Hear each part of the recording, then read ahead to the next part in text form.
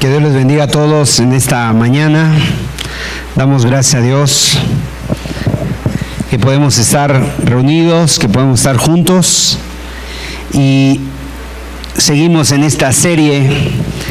Es una serie que se ha titulado Los falsos evangelios y se ha estado hablando acerca de estos temas, y hoy queremos abordar un tema que se llama el falso evangelio de la prosperidad. Vamos a ir analizando esta corriente pseudo cristiana que utiliza la Biblia para enseñar a la gente a tener prosperidad, a tener bienestar y éxito en la vida. Déjenme decirles que, a manera de introducción, hace aproximadamente unos 40, 50 años, porque esto ya tiene tiempo, en la década allá de los 70 en los Estados Unidos, se propagó esta doctrina y se propagó a diferentes partes del mundo, obviamente incluyendo nuestro país. Alcanzó su mayor énfasis o su mayor auge en la década de los 90. Actualmente se considera como uno de los movimientos religiosos de mayor crecimiento en Estados Unidos y en México, y cuenta con miles de adeptos, cuenta con institutos bíblicos, auditorios, escuelas, y también un fenómeno que se empezó a dar que se le llamó las mega iglesias, las super iglesias que cuentan entre sus miembros a miles de personas. Por ejemplo, en Houston, Texas, tienen una iglesia que tiene más de 30,000 personas que todos los domingos se reúnen ahí.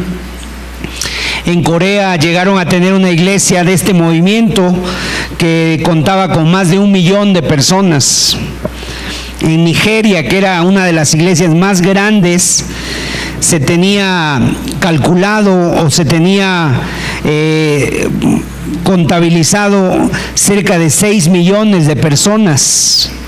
Obviamente que también eran de esta doctrina y de esta corriente de la prosperidad. Pero yo quiero en esta tarde o en este día hacer como un contraste entre lo que es la prosperidad bíblica, porque la Biblia sí habla de esta prosperidad, habla de cierta prosperidad, pero hay que hacer un contraste entre lo que es la prosperidad de la que llama la Biblia y la falsa prosperidad que se está predicando en algunas iglesias, que se conoce como el evangelio de la prosperidad. Y yo quiero en este día pues denunciar públicamente, como ministro de Dios, pues todas las herejías y todas las falsas enseñanzas que hay alrededor de esta falsa doctrina.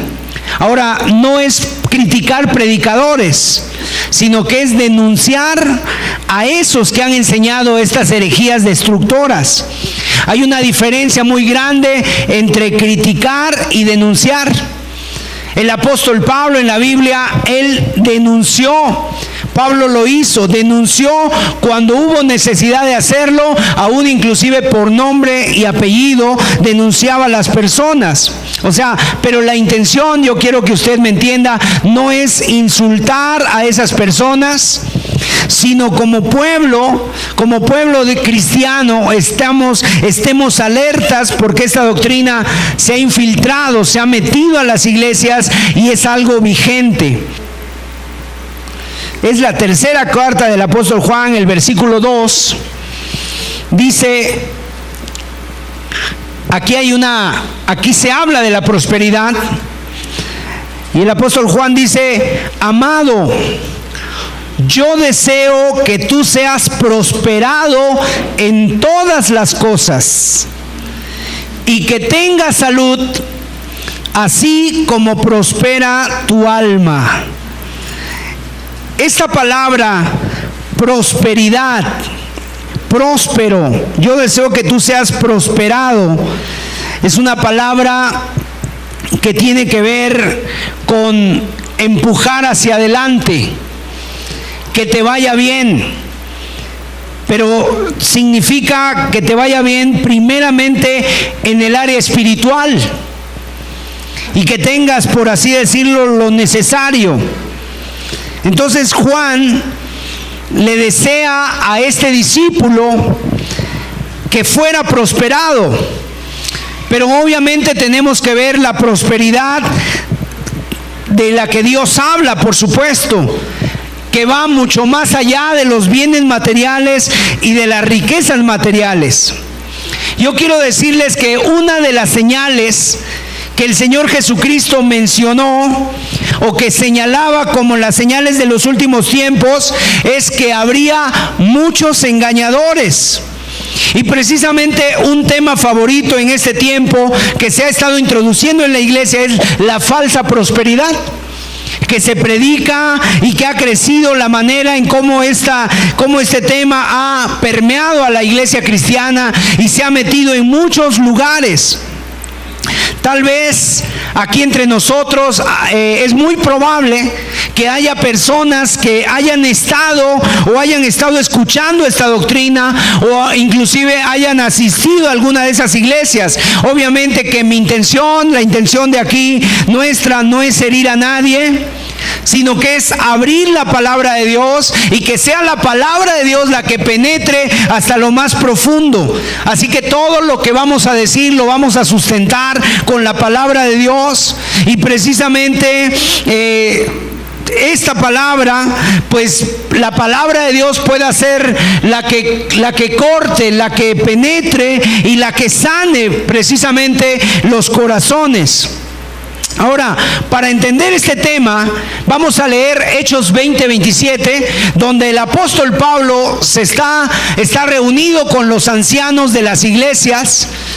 Y él está reunido con los pastores de muchas congregaciones y les dice el apóstol Pablo, casi que en su discurso de despedida a estos ancianos, les dice lo siguiente: Hechos 20, versículo 27, porque no he rehuido anunciaros todo el consejo de Dios. O sea, Pablo aquí dice, no he rehuido anunciar todo el consejo de Dios. Por eso hemos tratado de abarcar todos estos temas, y el punto es que ustedes entiendan. Dios, yo sé que Dios es un Dios que es todopoderoso, que prospera. Pero miren, si mi tema favorito en la iglesia, y este tema se toca cada 8 días, y cada 8 días estás escuchando, Dios te quiere prosperar, Dios te va a prosperar, y no hablamos aquí nada más que de la prosperidad, pero también evitamos hablar de que hay pruebas, de que Dios permite aflicciones y que muchas veces tenemos que padecer necesidad. Entonces, ¿sabes qué? Estoy mal interpretando la Escritura. Estoy interpretando la Escritura solamente parcialmente. El apóstol Pablo en Filipenses, ahí lo podemos ver, que él habla que había padecido necesidad. El apóstol Pablo había padecido necesidad, pero también dice que había tenido abundancia.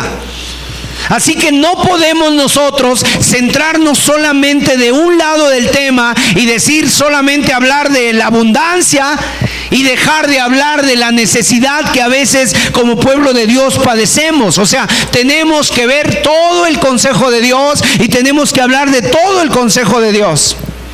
Yo quiero decirles un poquito de historia.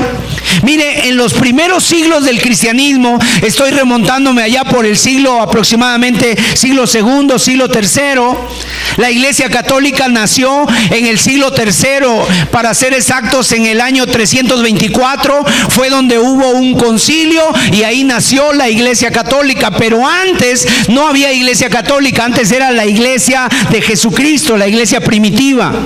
Bueno, en ese entonces, en el siglo III, hubo grupos de personas, de seguidores o de esa iglesia que cuando empezó a nacer, empezaron a enseñar a sus seguidores a hacer votos de pobreza. Pues ellos interpretaron mal algunos pasajes de la Biblia. Por ejemplo, ellos empezaron a interpretar aquel texto que dice que un rico es muy difícil que entre al reino de los cielos. Y entonces, con textos como estos, entonces ellos sacaron la conclusión: entonces hay que ser pobres. Y entonces tú tienes que ser pobre. Y hay historias de gente que tomó estas enseñanzas, y hay historias inclusive de gente que llegó hasta morir de hambre. Llegó hasta morir por no comer, porque no querían nada que ver con lo material. ¿Sabes una cosa? Fue una interpretación equivocada. Y decían ellos que solamente el pobre podía agradar a Dios. Y miren, esto sucede cuando llevamos una enseñanza hasta el extremo. Pero en contraparte, en la iglesia cristiana, por otro lado, ya la iglesia se fue al otro extremo, la iglesia cristiana, donde dice que el cristiano no tiene por qué ser pobre, sino que el cristiano debe de tener riquezas. Y para ellos, algunas personas lo que están enseñando, dicen que la pobreza es una maldición. Eso dicen ellos, no lo dice la palabra de Dios. Entonces dicen ellos: así que si tú eres pobre, estás bajo maldición. ¿Por qué? Porque ellos piensan así: bueno, tú eres hijo de Dios, eres hijo de un rey, entonces el hijo del rey debe de tener de todo. Y como el hijo del rey que eres, tú debes de tener una buena casa, debes de tener un buen auto, porque Cristo, dicen ellos, murió para hacerte rico, y una serie de enseñanzas equivocadas. Entonces tenemos los dos extremos. Los dos extremos. Por un lado, grupos que han hecho énfasis en la pobreza, donde el cristiano, o para seguir a Dios, tienes que ser pobre y hacer un voto de pobreza. Y por el otro lado, la otra enseñanza también equivocada, donde dice que tú, si eres cristiano, debes de ser una persona rica, próspera. Ahora, esta corriente que dice que tu posición, o sea, imagínate, lo que llegan ellos a concluir es que tu posición económica es proporcional a tu relación con Dios. Entonces, si tu economía está bien, si materialmente estás bien, es que entonces tienes una buena relación con Dios. Pero si tú estás en necesidad, o tienes falta de fe, o estás en pecado. Y comienzan a enseñar que cualquier cristiano en pobreza está bajo un juicio de Dios, porque dicen que para eso vino Cristo, para morir y hacernos ricos. O sea, eso a la luz de la Biblia es totalmente falso. Y es una manera de interpretar la Biblia muy vanamente, muy carnalmente, muy superficialmente. Quiero decirles que en la Biblia sí hay casos de pobreza a causa de la desobediencia a Dios, pero no dice que todos los pobres hayan desobedecido a Dios. Es más, mire, Proverbios 13:18, aquí nos habla este texto, y estoy sentando las bases para quitar cualquier idea equivocada de lo que dice la Biblia. Proverbios 13:18 dice: pobreza y vergüenza tendrá el que menosprecia el consejo, mas el que guarda la corrección recibirá honra. Aquí la palabra pobreza se refiere a necesidad. Vergüenza y pobreza tendrá el que menosprecia el consejo de Dios. O sea que puede haber personas, pero no dice que todas, que estén pasando por una necesidad y que sea por desobediencia a Dios. Ahora, ¿qué tenemos que hacer? Tenemos que ir a la Biblia para encontrar un equilibrio bíblico. Sí puede suceder, pero también hubo muchas personas que vivieron en necesidad y amaron a Dios. Eso también lo dice la Biblia. Por ejemplo, los apóstoles. La gran mayoría de ellos, de los apóstoles, eran pobres. En una ocasión dice la Biblia que Pedro y Juan iban al templo a la hora de la oración, iban al templo Eran aproximadamente las 2, las 3 de la tarde, y de repente se encontraron un hombre que estaba ahí en la puerta del templo que se llamaba La Hermosa, y dice que este hombre les pidió una limosna. Una limosnita, le dijeron, a ver, dame algo. Y ellos, ¿sabes qué le contestaron Pedro y Juan? No tengo oro ni plata. No tengo oro ni plata. O sea, en ese momento ellos tal vez se miraron sus bolsillos y dijeron, no tenemos ni para dar una limosna. Pero por el otro lado tenemos a Abraham. Abraham, que fue un hombre de Dios, que fue obediente a Dios y fue un hombre muy rico. Fue lleno de riquezas. Entonces el rico o el pobre, ser rico o ser pobre, pues está en la voluntad de Dios, está en la soberanía de Dios, y no es un indicador necesariamente de tu vida espiritual. Lo que sí es un indicador de tu vida espiritual, ¿sabes cuál es? Siempre va a ser tu conducta, siempre va a ser tu fe, siempre va a ser tu testimonio, tu comportamiento. Eso sí es un indicador de tu vida espiritual, pero nunca la riqueza o la pobreza.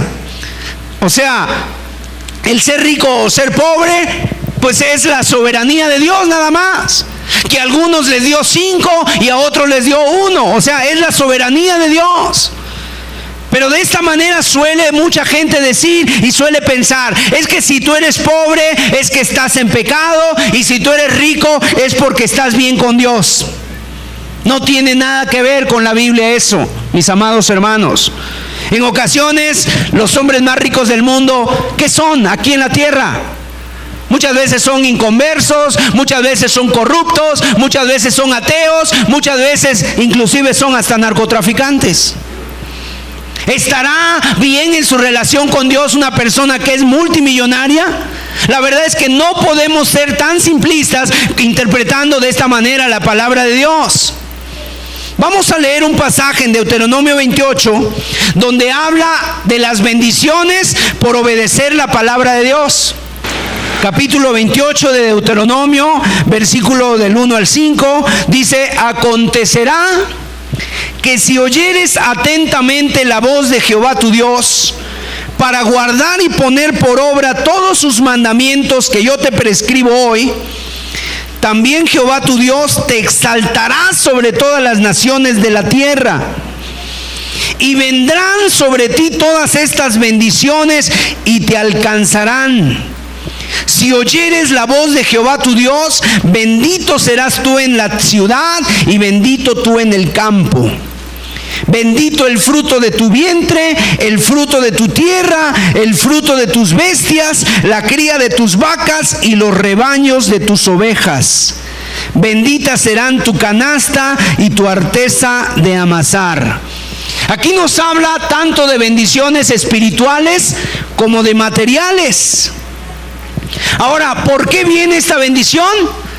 Por la obediencia a la palabra de Dios.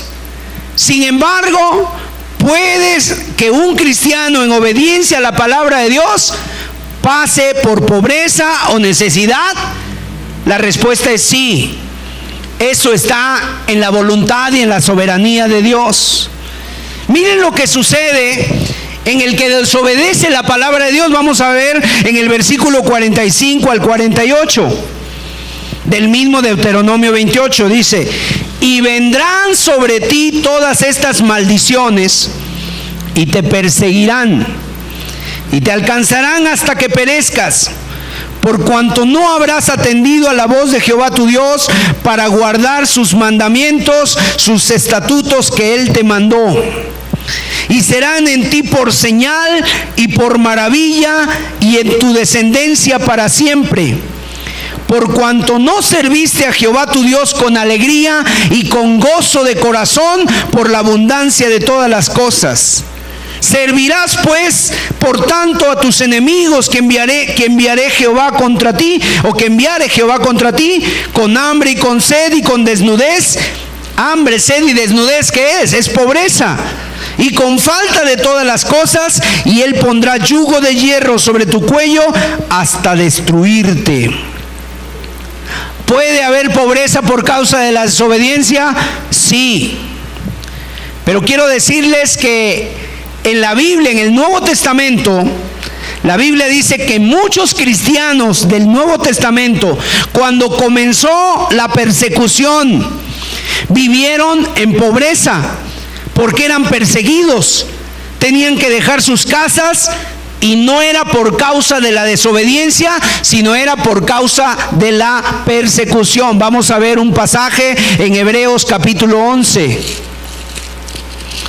En Hebreos 11, este pasaje es un pasaje que habla acerca de los héroes de la fe, los hombres y mujeres de fe, y ahí el texto dice, capítulo 11, versículo 36. Está hablando de cristianos. Otros experimentaron vituperios y azotes, y además de esto prisiones y cárceles. Fueron apedreados, aserrados, puestos a prueba, muertos a filo de espada, anduvieron de acá para allá, cubiertos de pieles de ovejas y de cabras, pobres, angustiados, maltratados. Pero dice el verso 38, fíjese cómo dice, de los cuales el mundo no era digno. O sea, estas personas que andaban así, huyendo por causa de la persecución, huyendo por causa de Cristo, del testimonio de Cristo, y que anduvieron de aquí para allá, que anduvieron pobres, que anduvieron angustiados, maltratados, el mundo no era digno de ellos. Entonces no era que estaban en desobediencia.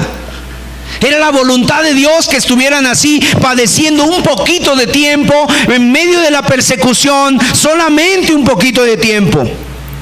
Lo que quiero yo dejar en claro, que tanto la riqueza y la pobreza están en la soberanía de Dios y no en la soberanía de Dios en nuestras vidas. O sea, no necesariamente el que tiene abundancia es porque tiene una buena relación con Dios. Es más, pareciera al contrario. La persona cuando tiene bienes, de lo primero que se olvida es de Dios. Muchas veces, en medio de la prosperidad, en medio de la situación donde todo va viento en popa y todo, ¿quién se acuerda de Dios? ¿Quién dice, voy a buscar a Dios, me voy a consagrar a Dios? No, en ese día venga la fiesta, trae la comida, vengan los amigos, y se olvidan en un festín. Pero también no necesariamente el que está en pobreza es porque está bajo maldición. Quiero decirles que el Señor Jesucristo, cuando vino aquí a la tierra, de repente un hombre le dijo, Señor, te seguiré a donde quiera que vayas. ¿Sabes qué le dijo el Señor? Las zorras tienen cuevas, las aves de los cielos tienen nidos, pero el Hijo del Hombre no tiene dónde recostar su cabeza. O sea, el Hijo del Hombre vivió en pobreza. El Hijo del Hombre vivió pobre, eso dice la palabra de Dios. La pregunta, ¿estaba bajo maldición el Señor Jesús? ¿Estaba bajo la maldición de la pobreza? No. Tenemos que ser muy sabios y discernir sabiamente para que no caer en interpretaciones simplistas, incorrectas, como han caído estas personas de la prosperidad o del falso evangelio de la prosperidad. Todo lo que no tenga que ver con dinero es porque estás en pobreza, te dicen. Estás bajo maldición de la pobreza, y si estás enfermo es porque estás en maldición, es porque estás en pecado y es porque estás en un juicio de Dios. Eso es lo que dicen. Es una manera muy simple y es una manera muy vana de interpretar la palabra de Dios. Vamos a ver lo que dice Santiago, capítulo 2, versículo 1 al 5. Hermanos míos, que vuestra fe en nuestro glorioso Señor Jesucristo sea sin acepción de personas. Porque si en vuestra congregación entra un hombre con anillo de oro y con ropa espléndida, y también entra un pobre con vestido andrajoso, y miráis con agrado al que trae la ropa espléndida y le dices, siéntate tú aquí en buen lugar, y decís al pobre, estate tú allí en pie, o siéntate aquí bajo mi estrado, No hacéis distinciones entre vosotros mismos y venís a ser jueces con malos pensamientos. Hermanos míos amados, oíd. ¿No ha elegido Dios a los pobres de este mundo para que sean ricos en fe y herederos del reino que ha prometido a los que le aman? Fíjese que dice aquí el apóstol Santiago, algo muy práctico. Si viene un hombre con vestido y con anillo, ¿lo pones en el área VIP de la iglesia? ¿O qué dice? Dice aquí, se refiere a personas con poder económico, y este pasaje está dirigido a la iglesia. Era una iglesia donde había gente pobre y había gente rica. Ahora, ¿estaban bajo maldición unos y bajo bendición otros? No dice eso la Biblia. Este pasaje de lo que habla es que en la iglesia hay hermanos de todo tipo. Hay hermanos en necesidad y hay hermanos a los cuales también tienen ciertas riquezas. Pero ¿qué dice aquí el apóstol Santiago? No hagas acepción de personas, porque delante de Dios todos somos iguales. Y ninguno está bajo maldición, y ni el otro es preferido por Dios, ni el otro es rechazado por Dios, ni por ser rico, ni por ser pobre. ¿Podemos decir amén a esto? O sea que el problema no es el dinero. ¿Qué dijo el apóstol Santiago, el apóstol Pablo a Timoteo? ¿Qué le dice? La raíz de todos los males, ¿qué es? El amor al dinero. O sea, el problema es el amor al dinero. ¿Qué lugar tiene el dinero en tu vida? ¿Qué lugar tiene el dinero en tu vida? Porque así como puede haber ricos que son muy avaros, también así puede haber pobres que son muy avaros. Y el lugar que tiene el dinero en su vida es lo más importante. Mire, el dinero en sí no es malo. Tú cuando vas al súper, ¿con qué pagas? Pagas con dinero, ¿no? Y si no traes dinero, pues no tienes con qué pagar. O sea, ninguno de estos pasajes justifica que el pobre esté bajo maldición y el rico en bendición. Pero tenemos que llegar al equilibrio justo basado en la palabra de Dios, y cada uno de nosotros debe analizar su situación. Si tú estás pasando por alguna necesidad, tú debes de analizar tu situación, si estás en alguna prueba o por necesidad a Dios o por desobediencia a Dios. Y cada uno de nosotros se debe de analizar el porqué de la situación económica que estás pasando. Puede ser pobre y ser prosperado, y alguien puede ser rico y no ser próspero. ¿Por qué? Porque como leímos en el libro de Juan, yo deseo que tú seas prosperado en todas las cosas, que tengas salud y que prospere tu alma. Y para Dios la prosperidad empieza en lo espiritual, en que tu vida crezca espiritualmente en el conocimiento de Dios. Mire, vamos a hacer un recorrido. Tengo algunas fotos. ¿Dónde empezó esta doctrina de la prosperidad? ¿Saben dónde empezó? En Estados Unidos. ¿Dónde más? Porque ahí es un país muy materialista. Este país de Estados Unidos tuvo sus raíces, obviamente, en bases protestantes, puritanas, pero el día de hoy es el principal país exportador de inmoralidad, de drogadicción, de prostitución, de pornografía, de violencia y obviamente de muchas otras cosas más, de armas. Ahora, ¿qué significa esta doctrina? La doctrina de la prosperidad es una enseñanza que pone un sobreénfasis en el bienestar material de las personas como bendición de Dios. En otras palabras, si posees bienes materiales, estás bendecido por Dios, y si no los tienes, no estás bendecido. ¿Cuál es la historia? ¿De dónde se remonta esta falsa enseñanza? El origen de esta terrible doctrina se remonta aproximadamente al año de 1854. Ahí es donde tenemos a un hombre que se llamó Phineas Parkhurst Quimby. Este personaje, fue un hombre que fue el padre del nuevo pensamiento. ¿Qué empezó a divulgar esta persona? Phineas Parker Kimby, decía que la enfermedad y el sufrimiento tenían su origen en la forma incorrecta de pensar.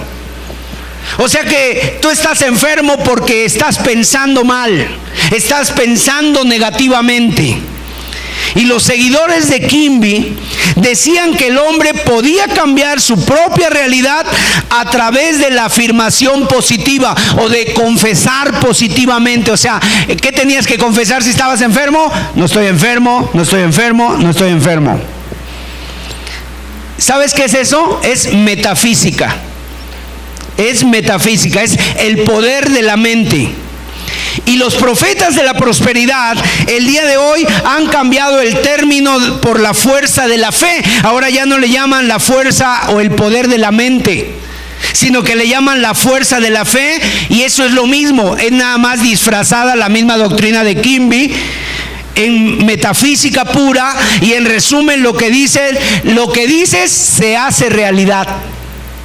Eso es lo que ellos dicen, lo que dices se hace realidad. Después de este personaje vino otro en el año de 1940, y en este periodo hubo un grupo al que se le denominó Movimiento de la Lluvia Tardía. Sus referentes o sus principales referentes son un hombre que se llamó William Marion Branham. Ahí tenemos la foto también de William Marion Branham.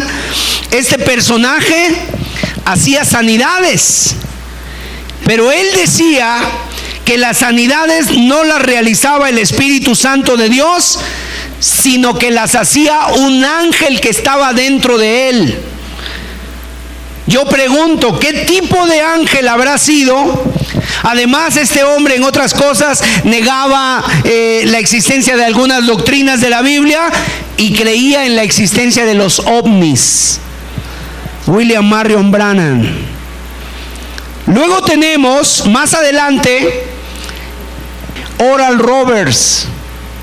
Este personaje enseñaba que Dios quería que todos los cristianos fueran ricos. Él empezó a enseñar esto, Oral Roberts, que los cristianos fueran ricos, saludables y felices.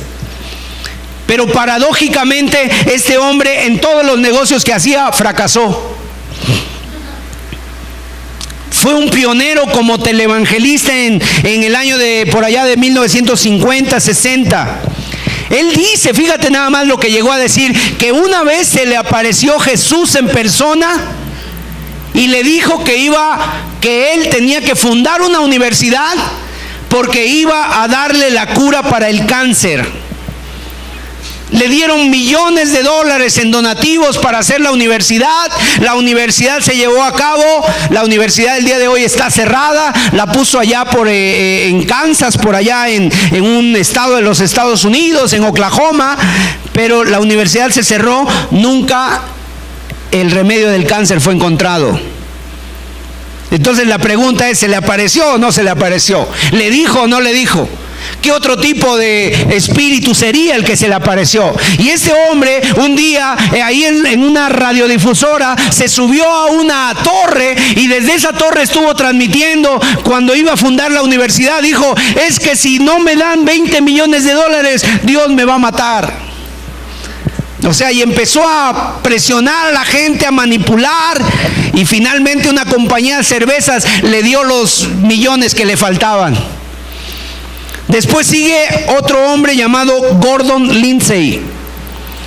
Fue fundador del movimiento de avivamiento de sanidad. Gordon Lindsay fue escritor y locutor radial y se unió con William Branham para esparcir sus mentiras. La fuerza de este movimiento se basó en la adquisición de medios de comunicación radiales y televisivos. Enseñaban que había un grupo de élite espiritual que poseía el conocimiento oculto del reino espiritual.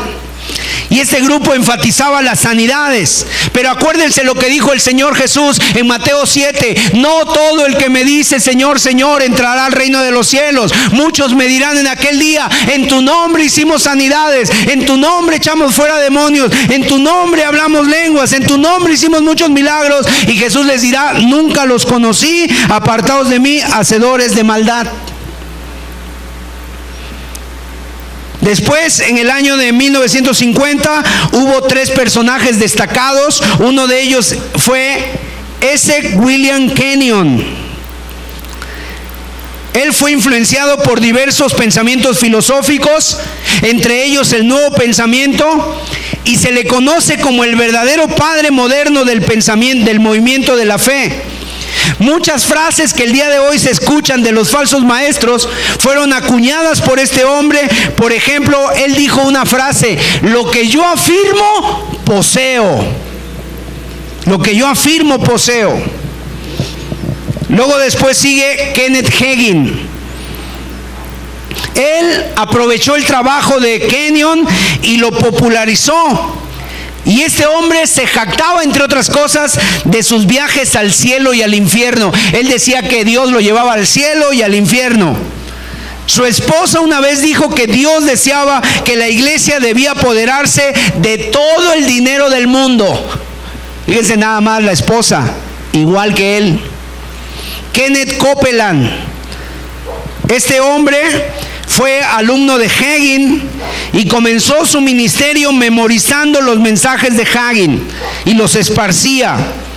Él dijo una vez, entre otras muchas cosas y herejías que dijo, él dijo: Satanás conquistó a Jesús en la cruz. Cuando la Biblia dice todo lo contrario, que en la cruz el Señor Jesús venció a la muerte y al diablo.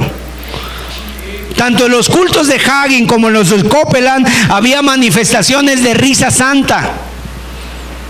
¿Alguien llegó a escuchar de la risa santa? Hace años se promovió eso. Era la gente que pasaba y supuestamente llena del Espíritu Santo se empezaban a reír y a revolcarse en el suelo. Qué bueno que aquí a nadie le tocó. Personas caían como borrachas, le llamaban así, la borrachera espiritual. Incluso algunos gemían como animales, emitían ruidos como animales y decían que era el Espíritu Santo de Dios. Hay videos ahí que tú puedes buscar en internet, le pones risa santa y te aparecen cantidad de ellos. Yo te recomiendo que no los veas mejor.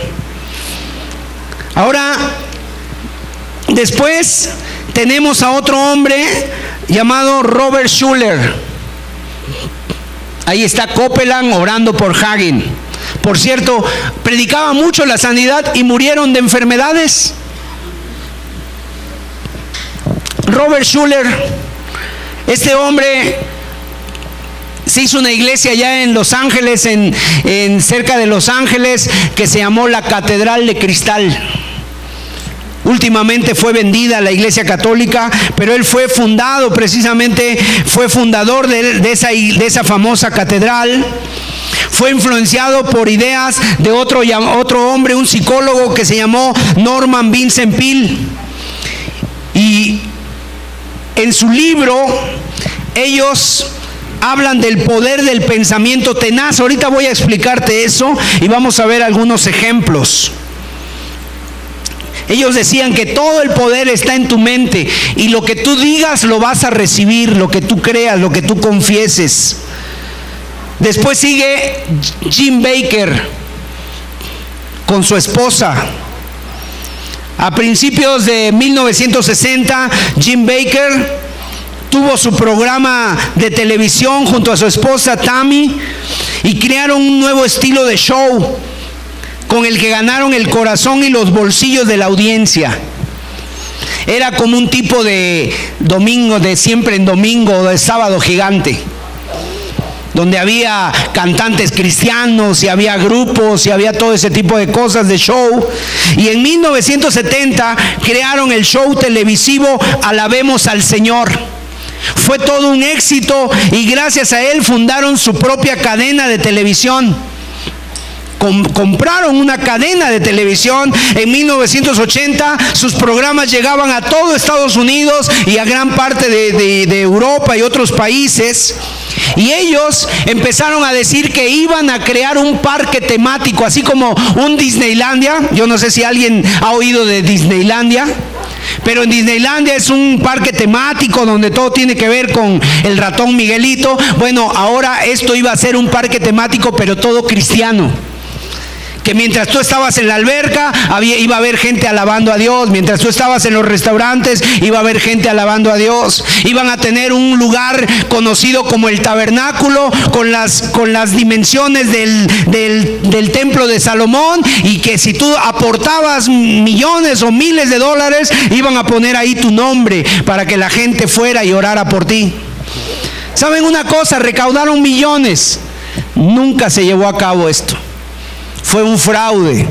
Este hombre fue arrestado por la policía porque no pagó a Hacienda, no pagó al IRS allá en los Estados Unidos, y vinieron por él, y justo después de salir de un programa se lo llevaron detenido. Y fue todo un escándalo. Otro escándalo fue cuando se involucró con una secretaria que él tenía, a la cual le pagó miles de dólares para que callara acerca de esa relación de amantes, de amaciato que tenían, de adulterio, y también fue sacado toda la luz. Hubo un escándalo. Después viene otro hombre, comenzó su carrera, Benny Hinn. ¿Han oído hablar de Benny Hinn? Qué bueno. Este hombre tuvo su ministerio en la televisión, y fíjese, él dijo varias profecías. Dijo: Dios destruirá la comunidad homosexual de Estados Unidos. Obviamente no se ha cumplido eso. En los años 80 él profetizó: Fidel Castro va a morir, y pues tampoco murió hasta apenas hace unos años. O sea, su ministerio llegó a generar millones de dólares. Millones de dólares. Él dice que una vez se apareció Jesús de forma física en sus cruzadas. Totalmente falso. ¿Y sabes una cosa que hacía él? Para motivar la fe, les decía a personas, miren, ustedes van a llegar a la campaña que yo voy a hacer, van a llegar ustedes, se van a sentar en una silla de ruedas, y cuando yo ore por los enfermos, ustedes se levantan.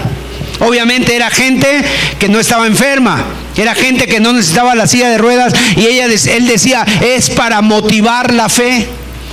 Para motivar la fe de los que sí están enfermos. Eran paleros, así se les conoce aquí en México, paleros. Y obviamente era todo un fraude. Y podemos hablar muchas cosas que hacía este lobo, un lobo rapaz, un lobo con piel de ovejas. Después sigue Morris Cerulo. Después sigue Pat Robertson. Después sigue otro hombre que se llamó Paul Crouch.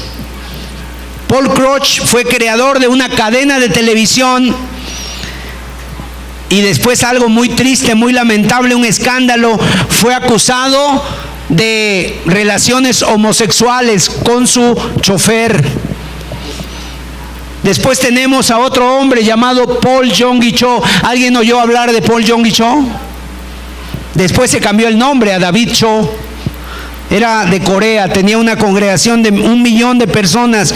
Y saben una cosa, él empezó a proclamar el evangelio de Dios da. O sea, él decía, ¿para qué queremos las calles de oro allá arriba en el cielo? Las queremos ahorita. Ahorita yo necesito el oro. ¿Para qué allá arriba?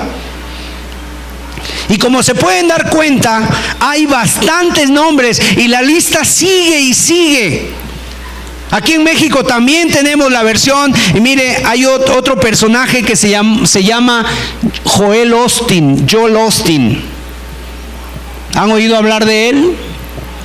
Él tiene su iglesia en Houston, Texas, y sacó un libro que ahorita voy a mencionar. El libro se llama Su Mejor Vida Ahora. Es un representante de esta doctrina. Y obviamente son personajes que están apartados de la palabra de Dios. Y es uno de los predicadores más influyentes de Estados Unidos. Porque aparte de que tiene su congregación, son millones de personas alrededor del mundo que lo ven los domingos en la mañana. Tu mejor vida ahora, así se llama. Y fíjense la enseñanza que él da. Desde la misma portada ya tú puedes ver ahí como que el 75% de la portada lo ocupa el personaje. Nunca te dice que va a hablar de Dios, no te dice que va a hablar de la Biblia, solamente te dice que va a hablar él. y habla, entre otras cosas, 7 pasos para vivir a su máximo potencial. Ha sido el libro número 1 en ventas, según el New York Times. Ahora, ¿sabes cuál es la preocupación? Mi preocupación o la preocupación de un ministro de Dios. Yo no sé si ustedes, no sé la verdad si ustedes van a estrenar carro este año. No sé si ustedes vayan a estrenar casa este año, o si tu cuenta de banco va a crecer o no va a crecer, o si te vas a comprar ese traje que quieres, no sé. Mira, la preocupación es que un día todos los que estamos aquí vamos a estar parados delante de Dios, delante del juez de toda la tierra, y ese día se determinará si tendremos nuestra mejor vida o no. Porque la mejor vida no es ahora, la mejor vida está por venir. Gloria a Dios. Nos preocupamos si alguien de los presentes tiene trabajo. Sí, nos preocupamos. Como iglesia, yo creo que tenemos la necesidad y tenemos la obligación de que si hay alguna persona en necesidad verdadera, se le pueda ayudar entre todos. Esa es nuestra obligación. Pero mire, a mí me preocupa más a dónde vas a pasar la eternidad, a dónde vas a pasar tu vida espiritual. Y este libro lo que hace es abordar tu vida, pero desde el punto de vista material. De cómo tener una nueva casa, cómo tener ese auto, cómo tener esa cuenta, ese trabajo exitoso. Quiero decirles, mis amados hermanos, la mejor vida es en la eternidad con Dios. Pero también puede ser tu peor vida si es en el infierno, si no te arrepientes.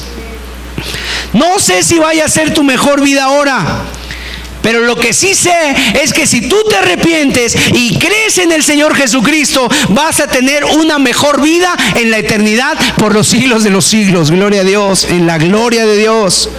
Entonces la mejor vida no es ahora. Desde el título ya es una herejía lo que este hombre enseña. Cuando Cristo murió, ¿sabes qué dijo? ¿Qué dijo? No va a ser tu mejor vida ahora. Cristo dijo, Juan 14:33, Juan 16:33, estas cosas os he hablado para que en mí tengáis paz. En el mundo tendréis aflicción, pero ¿qué dice? Confiad, yo he vencido al mundo. Aleluya. O sea, Él dijo, por mi causa los van a perseguir, pero son bienaventurados. Algunos textos de este libro, porque representa a gran parte de estas iglesias. ¿Saben quién hace el prólogo? Dice ahí en el libro, la portada dice que el prólogo es por Marcos Witt. ¿Alguien ha oído hablar de Marcos Witt? Muchos, miren nada más. Bueno, últimamente Marcos Witt le cantó a una muerta, ¿sí saben eso? Le canta a una amiga que él tuvo que se llama Jennifer, y le canta una canción a una muerta. Él le dice, ay, salúdame al Señor y dale un abrazo de mi parte. Dile que ya voy para allá. O sea, deja que los muertos entierren a sus muertos, dijo el Señor. El Señor no es Dios de muertos, es Dios de vivos. Amén. Ahora, está lleno de frases este libro como visualízate en lo mejor, piensa en grande y serás grande. O sea, son filosofías humanas que se han metido en la iglesia, pero no son la palabra de Dios. Déjenme leer un poquito de este libro por aquí. Yo lo descargué precisamente para leer unas partes. Hoy es el único día que tenemos, ya que no podemos hacer nada respecto al pasado y no sabemos lo que tiene para nosotros el futuro, pero podemos vivir y desarrollar nuestro potencial en el presente. Usted descubrirá cómo hacer eso en este libro. Dentro de sus páginas usted encontrará 7 pasos sencillos y profundos para mejorar su vida, sin importar su nivel actual de éxito o la falta del mismo. Sé que estos pasos funcionan porque han dado un tremendo resultado en la vida de mis familiares, amigos y compañeros, así como en mi propia vida. Estoy seguro que si usted toma estos pasos a mi lado, terminará estando más feliz que jamás ha sido, viviendo con gozo, paz y entusiasmo, no solo por un día o una semana, pero por el resto de su vida. Es su mejor vida ahora. En su mejor vida ahora usted descubrirá cómo expandir su visión, desarrollar una imagen propia sana, descubrir el poder de sus pensamientos y palabras, dejar atrás el pasado, encontrar fuerza en la adversidad. En cada una de estas áreas usted encontrará sugerencias prácticas y decisiones sencillas. Dice, el reto que le dejaré en este libro es que deje atrás la mentalidad de derrota, de apenas puedo. Que llegue a hacer lo mejor que pueda, no solamente lo normal, lo ordinario. Para hacer eso tiene que dejar a un lado algunas de sus maneras negativas de pensar que le están deteniendo, y tiene que expandir su visión, viéndose haciendo más, disfrutando de más, siendo más. Mi amigo, eso es lo que quiere decir vivir su mejor vida ahora. ¿Está preparado para ser desarrollado a su máxima potencial? Comencemos, dice. Es hora de empezar tu vida ahora. O sea, parece muy atractivo, pero ¿qué le invita esa manera de pensar? ¿Le invita a buscar a Dios? ¿Te invita a orar? Dice, vas a tener que orar, vas a ayunar, o sea, vas a arrepentirte, dejar tus pecados. No, le dice, solamente cambia tu pensamiento. Te está pasando así porque tienes un pensamiento negativo. O sea, en otras palabras, como que todo está en tu mente, en cambiar tu manera de pensar, en no decir cosas negativas. No decir cosas negativas, o sea, tú declara que sí tienes. Imagínense Pedro y Juan. Van al templo, en ese pasaje que yo te leía, que yo te decía, van al templo de la Hermosa, el hombre se les queda viendo y les dice, una limonita por favor, Pedro y Juan. Y Pedro y Juan dicen, bueno, no tenemos, no me siento que traiga aquí monedas, pero por la fe tengo, ahorita voy a proclamar que yo tengo. No hicieron eso Pedro y Juan. La verdad es que eso es una manera negativa, es una manera totalmente errónea de ver lo que dice la palabra de Dios. ¿Saben? Hay cristianos que ahora en las redes sociales, luego en lugar de poner textos de la Biblia, ponen pensamientos de hombres. Y ponen pensamientos de Gandhi, y ponen pensamientos de otras personas, y pensamientos que a lo mejor parecen bonitos, pero son pensamientos de personas inconversas, ajenas a la voluntad de Dios. En una ocasión una persona le pregunté, oye, ese pensamiento que pusiste en tu estado, ¿por qué lo pusiste? Ay, es que me pareció bonito, hermano. ¿Sabes qué decía ese pensamiento? En lo más crudo de mi invierno pude darme cuenta que en mí había un invencible verano. O sea, es un pensamiento bonito, pero ¿sabes quién lo dijo? Lo dijo un hombre inconverso, ateo. Un hombre que negó la existencia de Dios y un hombre que aborrecía a Dios, Albert Camus. Entonces, a veces ponemos cosas que la verdad ignoramos. O que los ponemos ahí, que en lugar de usarlo para bien, úsalo, comparte la palabra de Dios. Miren lo que dice otro texto. Te voy a leer nada más otro texto, porque no quiero que ustedes digan, ay, está interesante el libro, lo voy a comprar, hermano. No es la intención. Lo que dice este libro es de cómo ser exitoso. Mire, en una de las páginas de este libro, hay la historia de una joven. Ahorita se los voy a leer. Se llama el subtítulo Visualice su éxito. Tara Holland, una joven, había soñado con ser Miss Estados Unidos desde muy pequeña. En 1994 compitió para ser Miss Florida y ganó el segundo lugar. Ella decidió intentarlo de nuevo el año siguiente, concursó para el mismo título y de nuevo ganó el segundo lugar. Tara estuvo tentada a desanimarse, pero no hizo eso. Mantuvo la mirada sobre su meta. Decidió que lo que necesitaba era un cambio de ambiente, así que se mudó a Kansas. Y en 1997 entró a la competencia de Miss Kansas y ganó.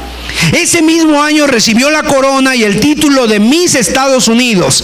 Tara Holland logró ver que su sueño se cumpliera. En una entrevista después de la competencia, alguien le preguntó cuál era el secreto de su éxito. Ella confesó que después de haber perdido en 2 ocasiones la competencia en el ámbito estatal, había pensado en darse por vencida. Pero en lugar de eso, salió y alquiló todas las videocintas que pudo sobre las competencias de belleza locales, estatales, nacionales y mundiales. Alquiló cientos de videos de varias competencias de belleza y las vio una y otra vez. Conforme Tara veía la coronación de cada señorita, fíjese nada más, ella se visualizaba en la misma circunstancia.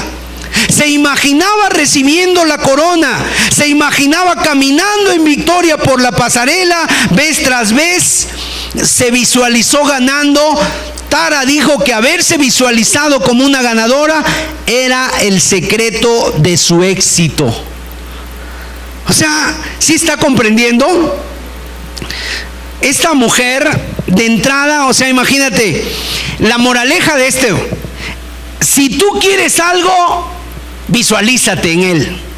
O sea, no le pidas a Dios, no te pongas a orar, no le preguntes a Dios si es su voluntad o no, solamente visualízate teniéndolo.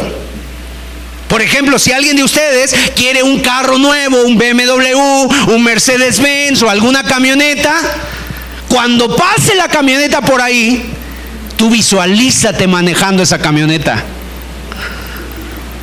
Visualízate manejando esa camioneta. Tú di, hermano, ya me vi manejando ese BMW. Ya me vi en la casa de mis sueños. ¿Sabe qué es eso? Es control mental. Es brujería, es algo metafísico. Visualízate. ¿Qué hacía la muchacha esa? Viendo videos todo el día, la tarde, la noche, y ella visualizando. Ay, ya me veo coronada ahí. Ya me veo coronada. O sea, de entrada, obviamente es un evento donde van en bikini, ¿sí o no? Van en bikini a mostrar ahí sus cuerpos. Y es un evento de pura vanidad.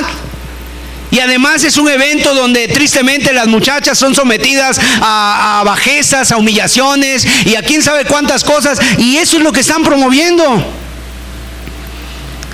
Pero ¿y dónde queda la oración? No, tú hazte un lado, tú visualízate, tú reclámalo, tú dices ya lo tengo.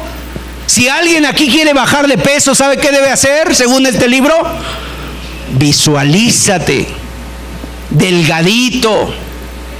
Visualízate, o sea, en todo así casi que puedes hacerlo. Si quieres ser ya el gerente de la empresa, visualízate como el gerente de la empresa. Ya mañana, tómate una foto sentado en el asiento del jefe. ¿Sabe cuál es lo más grave? Que este pensamiento está permeando en las iglesias. Y tiene miles de seguidores. ¿De dónde sacan esto? ¿De dónde sacan esto? De sus corazones, no de la Biblia. Lo sacan de la psicología, lo sacan del pensamiento positivo. ¿Qué dice la Biblia? No améis al mundo ni las cosas que están en el mundo. Si alguno ama al mundo, el amor del Padre no está en él. El Señor Jesús, cuando estuvo aquí en la tierra, nunca usó de metafísico. Él usó la palabra de Dios. Él dijo: arrepiéntete, perdona, ama, deja la avaricia. Esos conceptos vienen de filosofías humanas, mis amados hermanos. Pero tristemente, ¿qué tan grave es esta enseñanza de la prosperidad? Es muy grave. ¿Por qué? Porque no es la palabra de Dios, es otro evangelio. Vamos a ver rápidamente la presentación.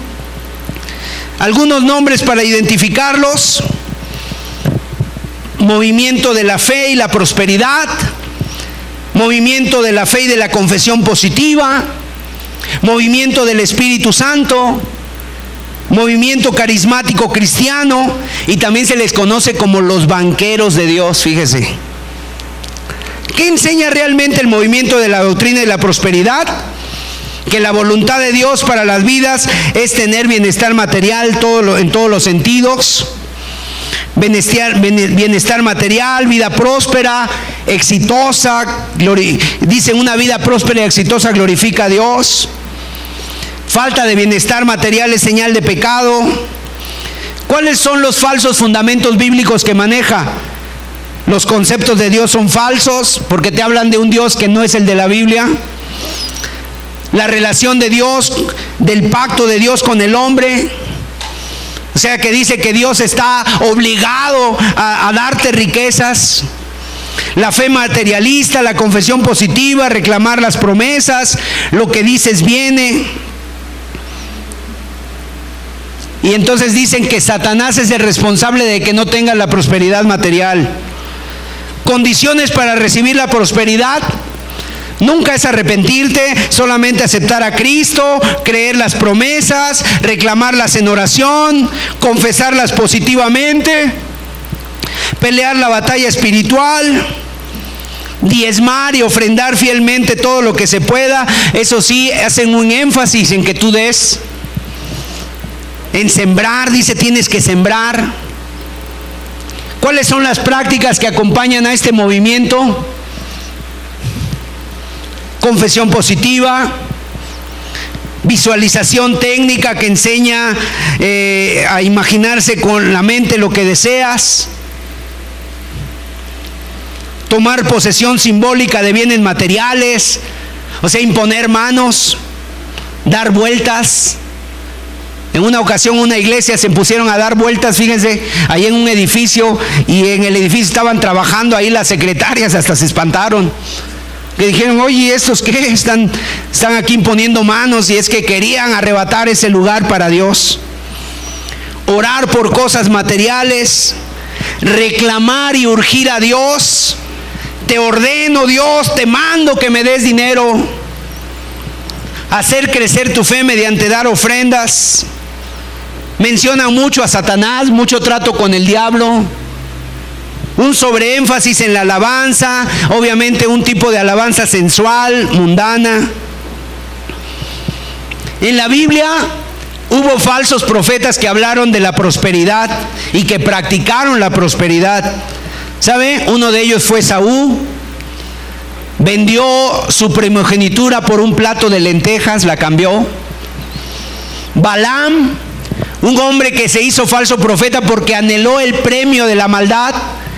Y además, ¿saben lo que hizo? Dio un mal consejo. Miren, les dijo, Dios está con ellos, no les va a hacer nada, no van a pasar nada. Pero si ustedes hacen una fiesta y los invitan al pecado, a la fornicación, entonces Dios mismo los va a destruir. Eso fue el consejo de Balaam, y entonces hubo una mortandad en el pueblo. Los hijos de Elí, ¿qué hacían los hijos de Elí? Tomaban de lo mejor de las ofrendas para ellos y se saciaban de ellos. Utilizaban el ministerio para ganancia propia. Los profetas de Acab, que profetizaban el bien y profetizaban la victoria de Acab, y hasta se habían hecho unos cuernos ahí para decir, así acornearás a los sirios. Giesi, el siervo de Eliseo, que fue un hombre que cuando vino Naamán el sirio y trajo mulas cargadas de regalos, y Eliseo le dijo, no, yo no voy a recibir nada de ti, esto lo hizo Dios. Giesi se fue a escondidas y le dijo, es que mi amo dice que le des unos presentes. Y le dio vestidos, y le dio oro, y le dio no sé qué más cosas. Y sabes, Giesi se quedó leproso con la lepra de Naamán, por avaro, por ambicioso. Los falsos profetas de Jeremías 23, que dice que venían las personas y profetizaban por un poco de pan. Si me das de comer, te profetizo bien. Invítame a comer y te doy una profecía, decían estos falsos profetas. Y Judas, el mismo que vendió al Señor Jesús. ¿Por cuántas monedas vendió Judas al Señor Jesús? 30 monedas de plata. 30 monedas de plata. Y mire, anote estos pasajes que son para refutar esta doctrina. Mateo 6, 25, 32 y 33. Primera de Timoteo 6, 8 y 9. Textos de la Biblia donde Jesús prohibió acumular tesoros materiales. Mateo 6, 19 y 20 y Lucas 6, 34. Solamente para concluir esta enseñanza, vamos a leer 1 Timoteo 6, 3 al 5. Y dice así la palabra de Dios: si alguno enseña otra cosa y no se conforma a las sanas palabras de nuestro Señor Jesucristo y a la doctrina que es conforme a la piedad, está envanecido, nada sabe y delira acerca de cuestiones y contiendas de palabras, de las cuales nacen envidias, pleitos, blasfemias, malas sospechas, disputas necias de hombres corruptos de entendimiento y privados de la verdad, que toman la piedad como fuente de ganancia. ¿Qué dice la Biblia? Apártate de los tales. O sea, no tengas nada que ver con esas personas. Porque, y aquí hay 3 palabras que utiliza el apóstol Pablo: está envanecido, nada sabe y delira. Esa palabra envanecido quiere decir está enfermo de la mente. Y luego dice delira. Delira es una palabra, o sea, está loco, está delirando. Es una locura que, teniendo la palabra de Dios, tomen la doctrina del mundo y meterlas a la iglesia. Eso es una locura, mis amados. Porque a las doctrinas del mundo lo que hacen es que les buscan algún texto de la Biblia y los ponen fuera de contexto. Miren, la palabra de Dios hay que explicarla en su contexto, y aquí es algo tremendo: toman la piedad como fuente de ganancia. ¿Qué quiere decir esto? Es puro negocio. Muchas iglesias, mis amados hermanos, tenemos que llegar a esa conclusión. No están en el sentido de ver por las almas, sino que están de hacer negocio. De ver a los discípulos, de ver a la gente y verlos con signo de pesos.